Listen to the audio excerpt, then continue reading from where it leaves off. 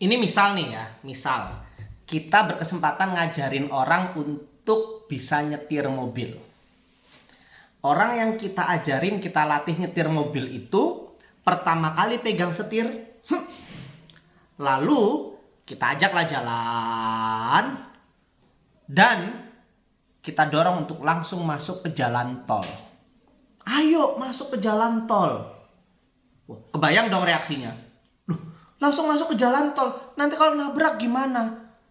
Kan kecepatannya tinggi. Saya belum bisa. Lalu kita yang melatih bilang begini. Berpikir positif lah. Nggak boleh berpikir negatif itu. Semangat. Kalau kamu mau, kalau kamu yakin, kamu pasti bisa. Kalau kamu yakin, kamu pasti bisa. Pertanyaannya, masuklah dia ke jalan tol bersama kita. Selamat nggak? Kemungkinan besarnya enggak. Ya syukur-syukur kalau cuman beset, ketabrak. Paling parahnya kecelakaan, masuk rumah sakit, ya mungkin bisa wassalam. Padahal udah didorong. Semangat, kalau kamu yakin kamu pasti bisa, berpikir positif. Bahkan gak boleh berpikir negatif, harus positif. Yakin, yakin, yakin. Nah, ini keyakinan yang kebablasan. Dalam melatih orang lain atau saat kita ingin melatih tim kita, motivasi itu penting. Memberikan keyakinan itu penting. Tapi lihat dulu tahapnya. Dia sudah di tahap yang sesuai nggak dengan pembelajaran yang kita berikan. Atau jangan-jangan tahapan belajar yang kita berikan itu resikonya terlalu tinggi dibandingkan dengan apa yang sudah dia kuasai. Jadi semangat yang dia bawa tidak berdampak apa-apa selain membuat dia nabrak terlalu parah, nabrak terlalu keras, mengalami kerugian terlalu besar, dan dia tidak bisa lagi melanjutkan perjalanan belajar dan bertumbuhnya. Resiko mesti diukur, nggak boleh asal yakin, nggak boleh asal berpikir positif.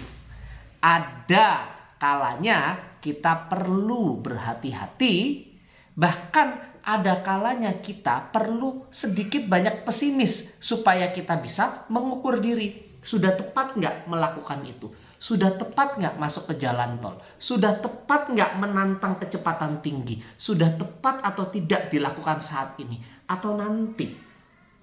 Jadi kalau kita mau melatih orang lain, kita biasanya ngasih tantangan.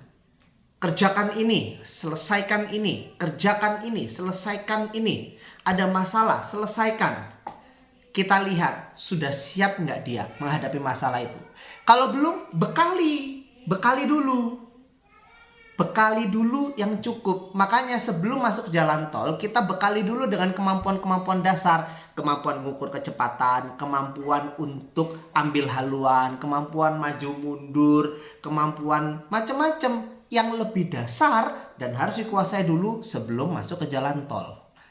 Persis sebelum kita berikan tantangan-tantangan yang resikonya tinggi, bekali dulu dengan kemampuan yang dibutuhkan. Diajari dulu, dilatih dulu, dipastikan dulu dia siap dalam taraf minimal.